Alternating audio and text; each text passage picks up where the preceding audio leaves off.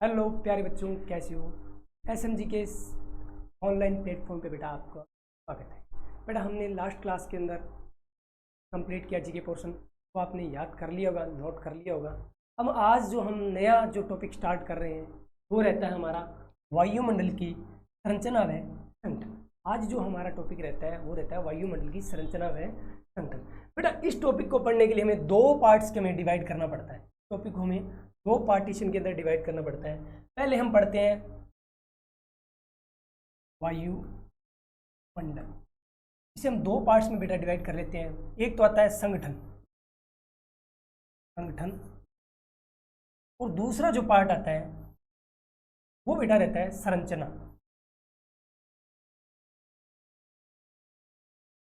दो पार्ट्स में डिवाइड करते हैं। पहला जो पार्ट आता है संगठन और दूसरा संरचना। संगठन में हमें बेटा क्या क्या पढ़ने को देखने को मिलता है।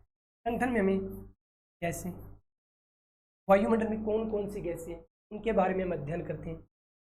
दूसरा जल वाष्प, दूसरा जल वाष्प, और तीसरा जो आता है वो धूल कण।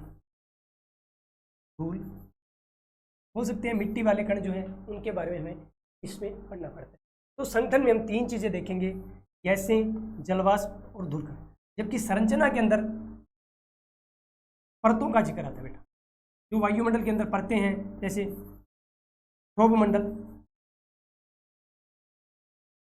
समताप मंडल, मध्य मंडल, क्षोभ मंडल, समताप मंडल, मध्य मंडल, आयन मंडल,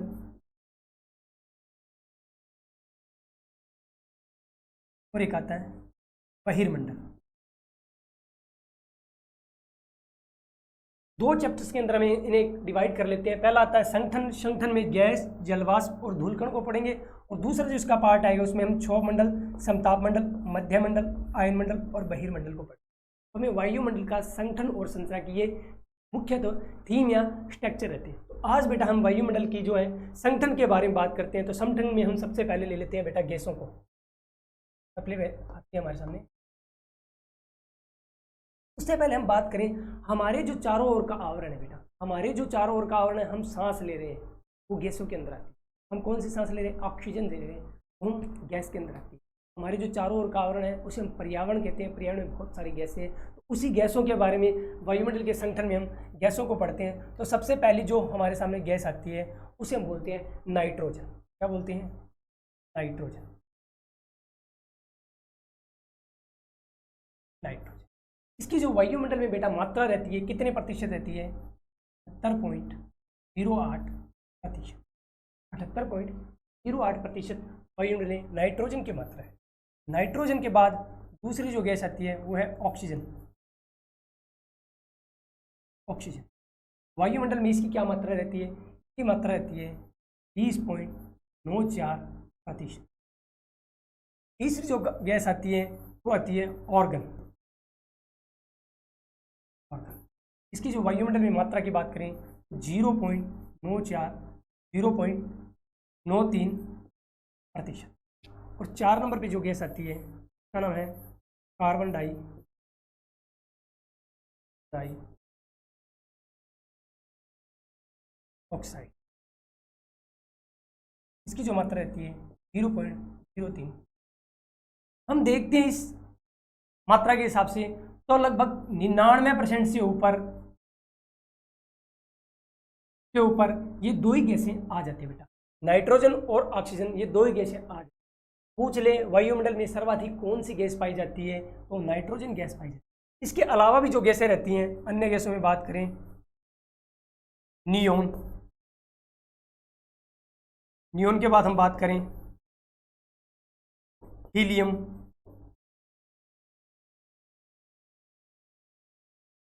हीलियम के बाद बात करें ओजोन, और ओजोन के बाद हम बात करें हाइड्रोजन।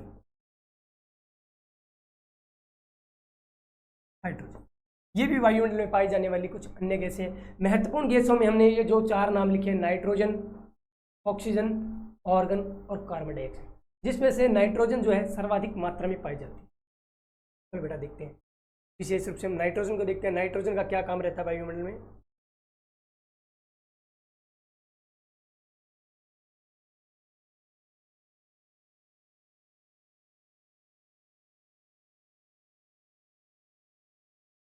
हमने बात की थी इसकी मात्रा कितनी है, 78.08%। बेटा एग्जाम में पूछा जाता है वायुमंडल में नाइट्रोजन की मात्रा कितने प्रतिशत।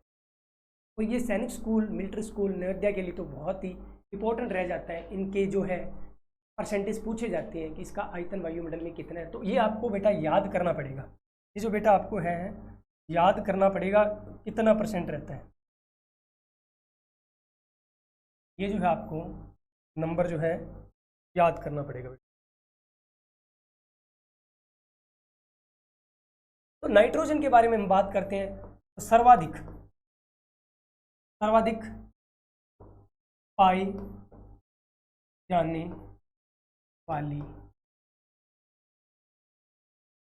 वायुमंडल में जो है सर्वाधिक पाई जाने वाली जो गैस है वो कौन सी है? नाइट्रोजन। दूसरी जो इसकी महत्वपूर्ण बात आती है ये प्रज्वलन को नियंत्रित करती। बटा प्रज्वलन का नियंत्रण मतलब ये जो आग लगने की जो घटनाएं होती है उसको ये नियंत्रित करती है। यदि नाइट्रोजन की मात्रा वायुमंडल में कम हो जाएगी तो जो जंगलों में जो आग लगने की जो घटनाएं है वो बढ़ जाएगी। ये आग लगने को नियंत्रित करती है। तीसरी जो इसके लिए महत्वपूर्ण बात आती है वो रहती है बेटा पेड़ पौधों के लिए। पेड़ पौधों के लिए प्रोटीन का निर्माण करती है। तो नाइट्रोजन के बारे में हमें जो मेन फैक्ट्स आते हैं वो यही आते हैं बेटा। इसमें भी हमें ये ध्यान रखना है तो ये वाला इसका परसेंटेज है वो सबसे महत्वपूर्ण रहता है आपकी दृष्टि से। नाइट्रोजन वायुमंडल में कितनी पाई है? 78.08% सर्वाधिक पाई जाने वाली गैस। ये आग लगने की घटनाओं को रोकती है और पेड़ पौधों के लिए प्रोटीन का निर्माण करती है। चलो जी नेक्स्ट। दूसरी जो गैस आती है बहुत ही महत्वपूर्ण है ऑक्सीजन।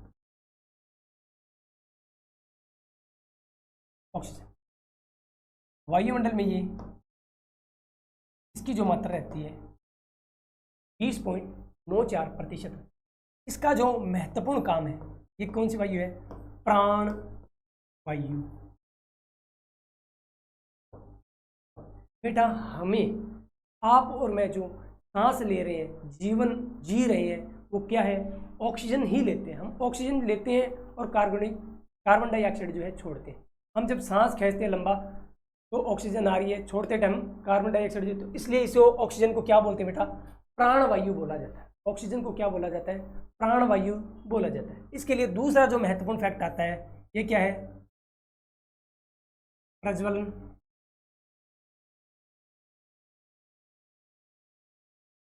गैस। मतलब ये आग लगने की ये जो घटनाएं होती है उसमें जो महत्वपूर्ण भागीदारी रहती है ऑक्सीजन की रहती है। नाइट्रोजन तो क्या करता है? आग लगने की घटनाओं को रोकता है, और जो आग लगती है वो किसकी वजह से लगती है? ऑक्सीजन की वजह से लगती है। ऑक्सीजन के बारे में हमारे सामने दो फैक्ट्स आते हैं। और तीसरी जो गैस आती है उसके बारे में मैं बात करता हूं। तीसरी जो गैस आती है उसमें हम कार्बन डाइऑक्साइड को पढ़ेंगे, आर्गन को भी नहीं पढ़ेंगे। आर्गन का सिर्फ परसेंटेज याद रखना है जो मैंने पहले आपको स्लाइड में बता दिया था, 0.93%। इतना ही परसेंटेज याद रखोगे काम चलेगा। बाकी आपको परसेंटेज कोई नहीं पूछा। परसेंटेज ज़्यादा से ज़्यादा सर आपको दो ही चीज़ का पूछ सकते हैं, या तो नाइट्रोजन का या फिर ऑक्सीजन का। और तीसरा जो कभी कभार यदि बहुत रियर में आपको टफ क्वेश्चन पूछना है तो कार्बन डाइऑक्साइड का भी आपको परसेंटेज पूछा जा सकता है। तो कार्बन डाइऑक्साइड के बारे में बात करते हैं। कार्बन डाइऑक्साइड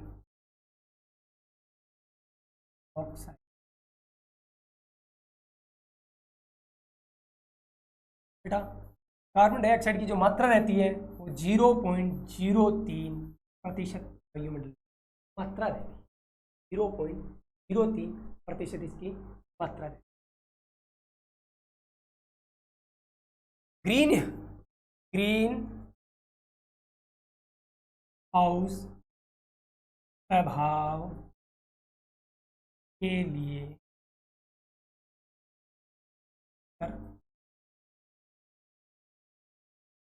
हाउस प्रभाव के लिए बेटा ये क्या करती है, ये गैस भारी गैस है, लिख देता हूं, ये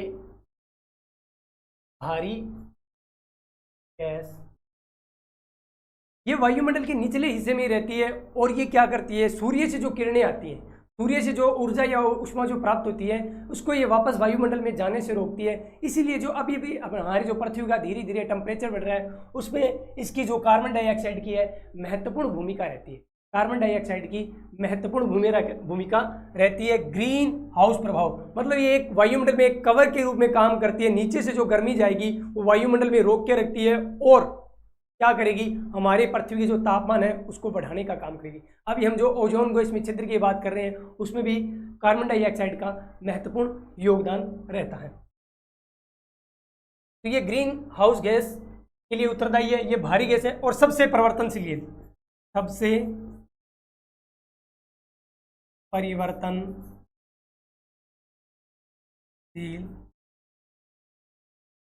कौन सी है, कार्बन डाइऑक्साइड सबसे परिवर्तनशील गैस। उसके अलावा मैंने अन्य गैसों की बात कर ली। यहाँ पर हमारा जो वायुमंडल के संगठन में है गैसों में जो बात रहती है महत्वपूर्ण, आपको नाइट्रोजन, ऑक्सीजन और कार्बन डाइऑक्साइड के बारे में, तीन के बारे में ही आपको पढ़ना है। ठीक है, आगे मैं बात करता हूँ वायुमंडल में। तो दूसरा हमने घटक देखा था जल वाष्प।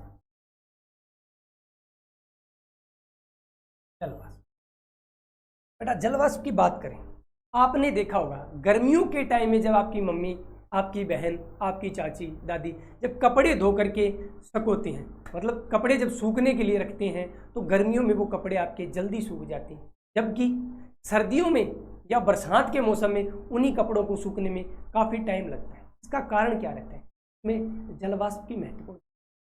जलवाष्प की बात करें तो वायुमंडल में 0 से लेकर के 5% तक जलवाष्प की मात्रा पाई जाती है।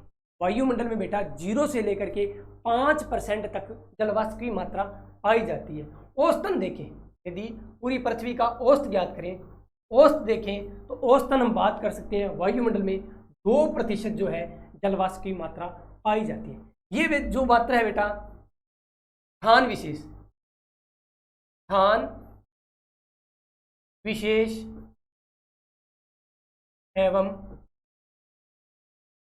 ऋतु विशेष, स्थान विशेष एवं ऋतु विशेष के हिसाब से ये मात्रा बदलती रहती है। स्थान विशेष की बात करें बेटा, आप समुद्र तट के पास में जाओगे वहां पर जो जलवाष्प की मात्रा है अधिक मिलेगी आपको। समुद्री एरिया में जाओगे वहां पे आपको जलवाष्प की ज़्यादा मात्रा मिलेगी, जबकि आप मरुस्थलीय क्षेत्र में आओगे वहां पे जलवाष्प की मात्रा कम मिलेगी, वहाँ के वातावरण में नमी कम होगी। आप गर्मियों के टाइम में अभी का जो मौसम चल रहा है बोलते हैं उमस ज़्यादा है, हमारे जो शरीर में चिपचिपापन रहता है, जो ह्यूमिडिटी है वो वायुमंडल में ज़्यादा है, तो अभी बोल सकते हैं कि वायुमंडल में जलवाष्प की मात्रा ज़्यादा है। तो बात करें वायुमंडल में जो जलवाष्प है 0 से 5% के मध्य रहती है बेटा, कितनी, 0 से 5% के मध्य रहती है। औसतन इसको पूछे तो स्थान विशेष एवं ऋतु विशेष के अनुसार ये जो वायुमंडल में है जलवाष्प की मात्रा घटती और बढ़ती रहती है। और हम फैक्ट की बात करें, जैसे जैसे हम वायुमंडल में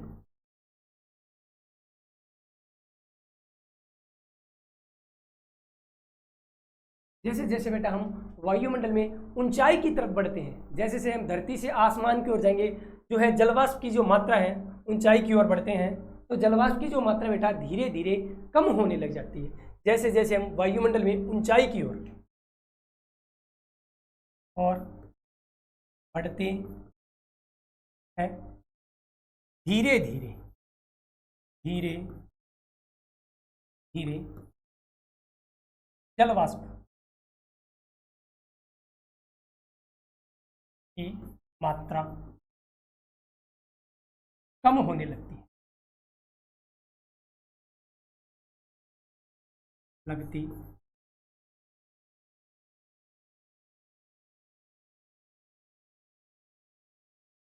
जैसे जैसे हम ऊंचाई की तरफ जाएंगे तो जलवाष्प की मात्रा धीरे धीरे कम हो जाए।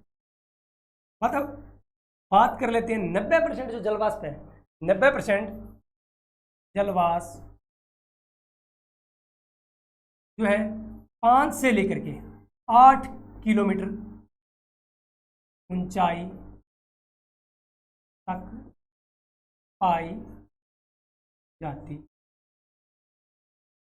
वायुमंडल में बेटा बात करें 90% जो जलवाष्प है ऊंचाई की तरफ जा 5 से लेकर 8 किलोमीटर तक 90% जलवायु आ जाती है।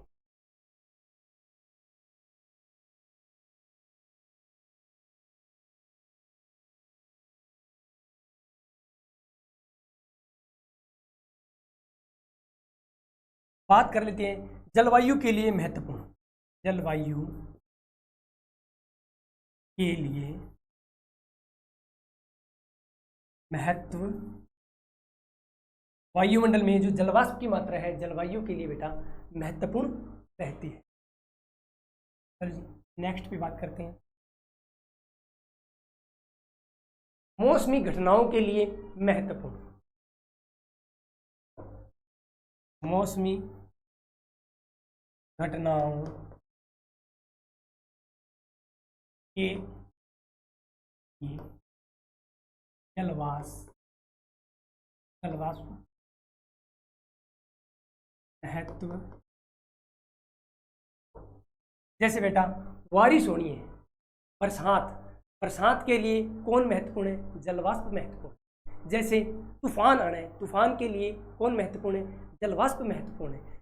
बात कर ले इंद्रधनुष बनना है, आपने कभी बारिश के बाद में इंद्रधनुष देखा है? इंद्रधनुष के लिए बेटा जलवाष्प महत्वपूर्ण है। और कभी सूर्य या चंद्रमा के चारों तरफ, सूर्य या चंद्रमा के चारों तरफ आपने प्रभामंडल देखा होगा, एक गोल राउंड सा बन जाता है, उसके लिए भी जो जिम्मेदार रहता है कौन रहता है बेटा? उसके लिए भी हमारा जो है ये जलवाष्प है वो महत्वपूर्ण रहता है, जलवाष्प महत्वपूर्ण रहता है। बात कर लेते हैं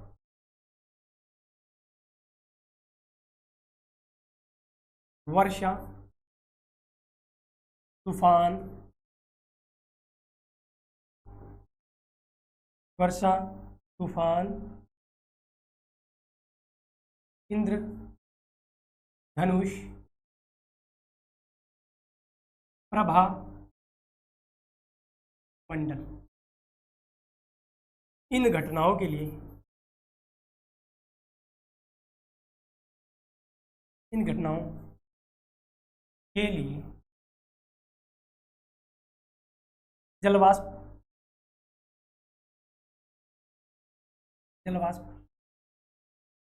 महत्वपूर्ण।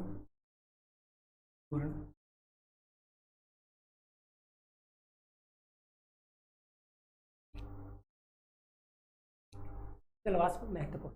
इसके बाद नेक्स्ट जलवाष्प के बारे में पॉइंट की बात करें, ये पृथ्वी के तापमान को सम बनाए रखती है। बेटा अगले जो पॉइंट आता है, पृथ्वी के तापमान को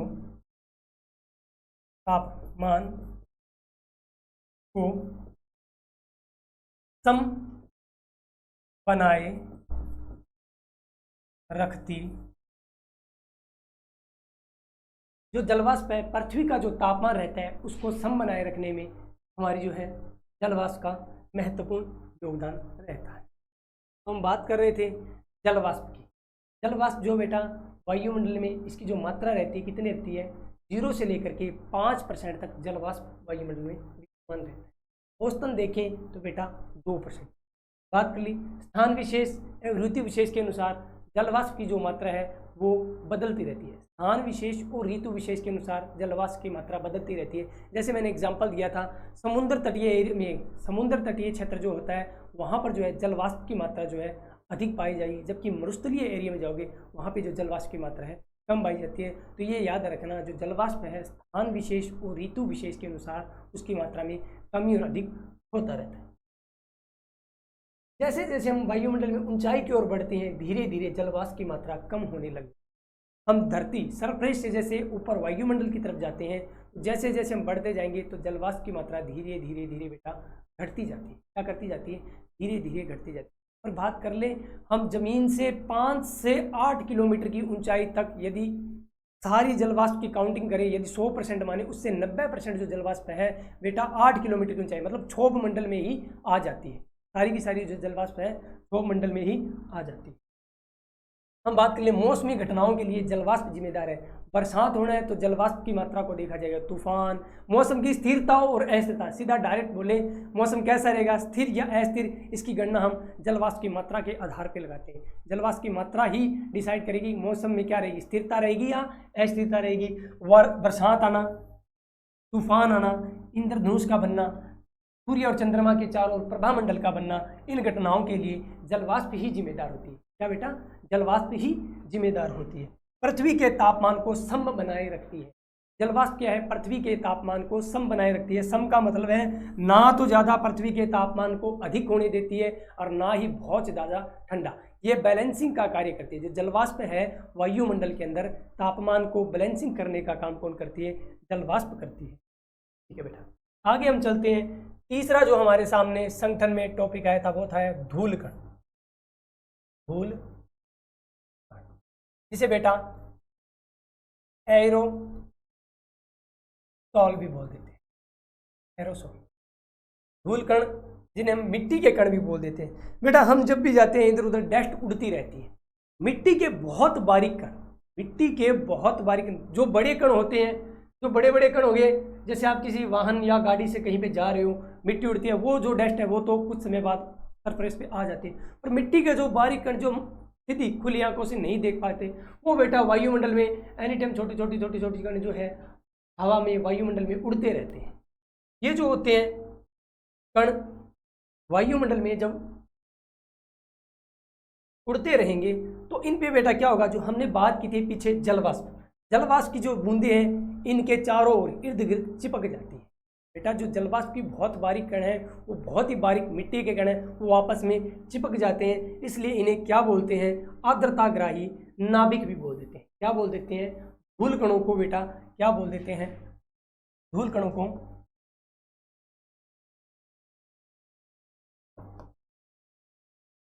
आर्द्रताग्राही नाभिक, आर्द्रताग्राही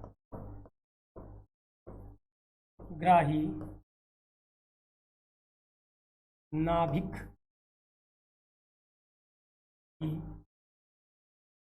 बोलते हैं।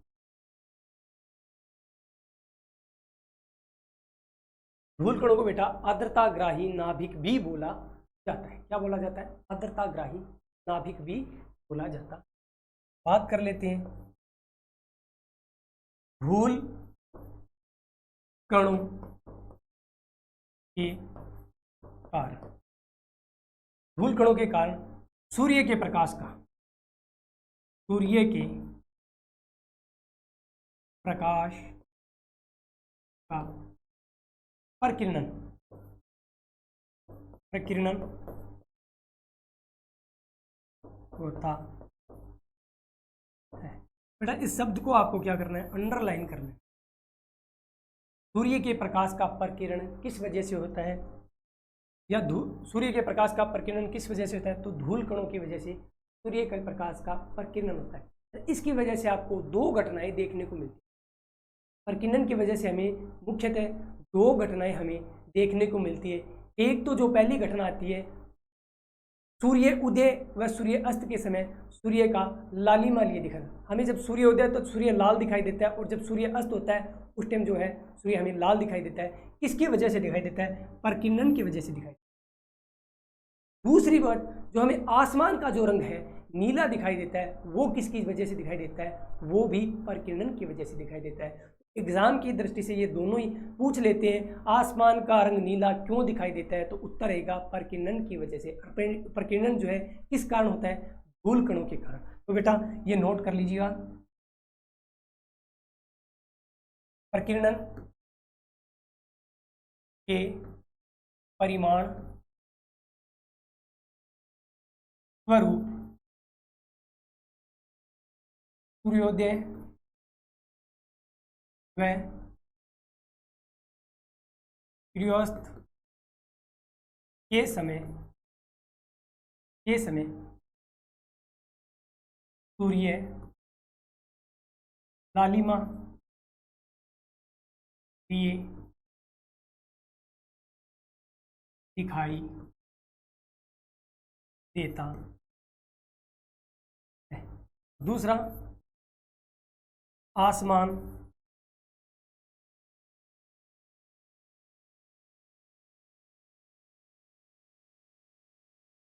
आकाश का रंग नीला दिखाई देता। चलो जी बेटा, तो प्रकीर्णन की वजह से दो महत्वपूर्ण घटनाएं होती है। सूर्य उदय व सूर्यास्त के समय जो सूर्य जो है लाल दिखाई देता है, और दूसरा जो आकाश का रंग हमें नीला दिखाई देता है। तो यहाँ पर बेटा हमारा वायुमंडल का जो है संगठन जो है पूरा होता है। तो एक बार हम क्विक रिवाइज देख लेते हैं।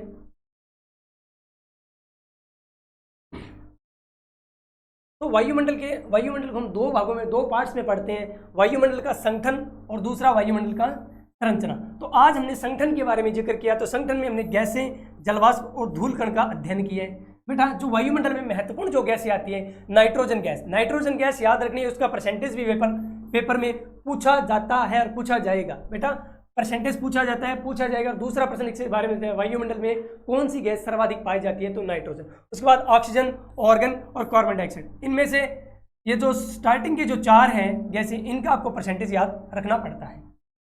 दूसरा जो नाइट्रोजन गैस मैंने देख लिया, परसेंटेज बता दिए, सर्वाधिक पाई जाने वाली है। प्रवसन आग लगने की घटनाओं को नियंत्रित करती है, और जैसा पेड़ पौधों के लिए प्रोटीन का निर्माण करती है।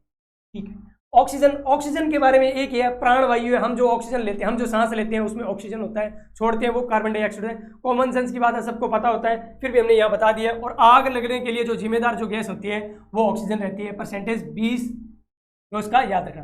तीसरी आती है carbon dioxide, green house gas के लिए, ग्रीन हाउस प्रभाव के लिए उत्तरदायी रहती है। सबसे भारी गैस है, सबसे परिवर्तनशील गैस है। वायुमंडल इसकी मात्रा जो है बढ़ती और घटती रहती है। फिर आता है जलवाष्प जो है वायुमंडल में 0 से लेकर 5% तक जलवाष्प की मात्रा पाई जाती है। औसतन हम बात करें तो 2%। स्थान विशेष और ऋतु विशेष के अनुसार जलवाष्प की जो मात्रा बदलती रहती है। जैसे जैसे हम वायुमंडल में ऊंचाई की ओर बढ़ते हैं, वो जो है जलवाष्प की जो मात्रा है धीरे धीरे कम होने लग जाती है। 90% बेटा 90% जो जलवाष्प है 5 से लेकर 8 किलोमीटर की ऊंचाई तक ही पाई जाती है। सभी मौसमी घटनाओं के लिए, जैसे वर्षा, तूफान, इंद्रधनुष, प्रभामंडल, इन सभी घटनाओं के लिए कौन जिम्मेदार है? जलवाष्प जिम्मेदार है। फिर हमने बात की थी धूल कण या एरोसोल्स की बात। ये आर्द्रताग्राही नाभिक के रूप में काम करते हैं। आर्द्रताग्राही नाभिक मतलब ये जो वायुमंडल में जो जलवाष्प है उसकी जो नमी है उसको ऑब्जर्व कर लेते हैं, अपने यहाँ इर्द गिर्द जलवाष्प के कणों को समेट के रखते हैं। धूल कण जो है सूर्य के प्रकाश का परिकीर्णन करते हैं। बहुत इंपॉर्टेंट रहता है। परिकीर्णन की वजह से दो घटनाएं हमें देखने मिलती है, एक तो सूर्योदय और सूर्यास्त। सूर्योदय और सूर्यास्त के समय जो सूरज जो हमें लाल दिखाई देता है वो किसकी वजह से दिखाई देता है? परिकीर्णन के कारण दिखाई। और एक जो आकाश का जो है नीला जो रंग है वो भी हमें परिकीर्णन की वजह से हमें दिखाई देता है। तो बेटा आज हमने वायुमंडल का संगठन जो है कंप्लीट कर लेना। आपका काम क्या रहता है? एक क्लास को बढ़िया तरीके से रिवाइज करना है, अच्छे से नोट्स बनाना है, और इस क्लास को शेयर करना है, लाइक करना है, और साथ में SMG सैनिक स्कूल एकेडमी के चैनल को सब्सक्राइब करना है। ओके बेटा, धन्यवाद। जय हिंद।